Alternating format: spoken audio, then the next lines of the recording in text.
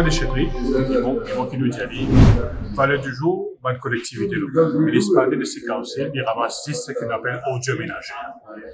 Tout ça qu'on appelle déchets encombrants, il pas forme partie de ce mandat, il n'est pas supposé ramasser. Mais de temps en temps, une fois par l'année, 2 fois par l'année, pas de collectivité locale fait dit, mais il n'est pas forme partie de ce mandat. Deuxième constat que nous finissons faire aussi, c'est qu'il y a un gros problème, il y a un problème sérieux dans le pays, en ce qui concerne littering et aussi illegal dumping.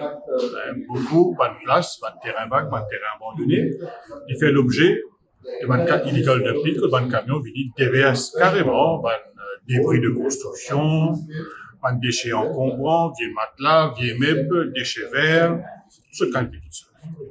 Il n'arrive pas pour mettre l'ordre.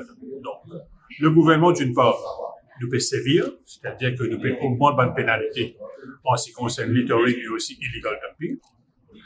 L'amende peut augmenter sensiblement, nous de l'avons bientôt prononcé. L'alternative, c'est quoi? C'est que, dans un premier temps, nous peut aménager, nous avons 5 transfer stations dans le pays. 5 transfer stations, nous commençons avec la chaumière, la brasserie, la Laura, poudre d'eau, avec Rochebois. 5 transferts. Dans ces 5 transfer stations-là, nous pouvons prévoir une place là-bas que nous pouvons convertir en forme de déchetterie. Dans cette déchetterie-là, nous faisons aussi amende la loi pour permettre à ceux qui, un membre du public, capable de venir une waste carrier. C'est-à-dire que, longtemps, il fallait qu'ils soient capables de satisfaire un certain poids, qu'ils soient capables de sortir.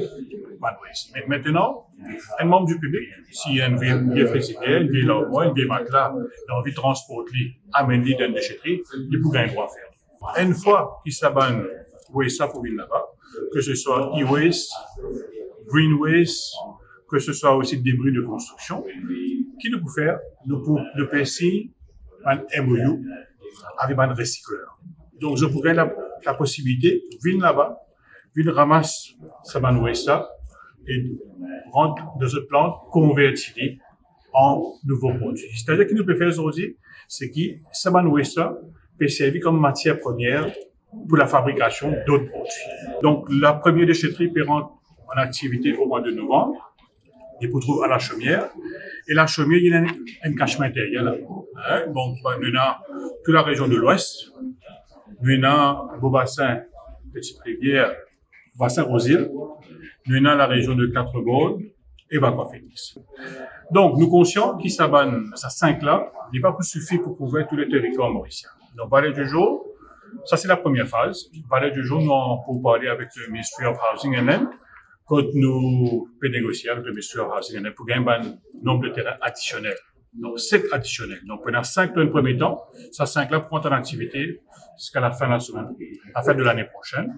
Nous pouvons look forward sérieusement aussi pour venir dans notre deuxième phase en ce qui concerne nos waste management strategy. Moi, je connais, qu'il y a un rapport qui est fini soumettre.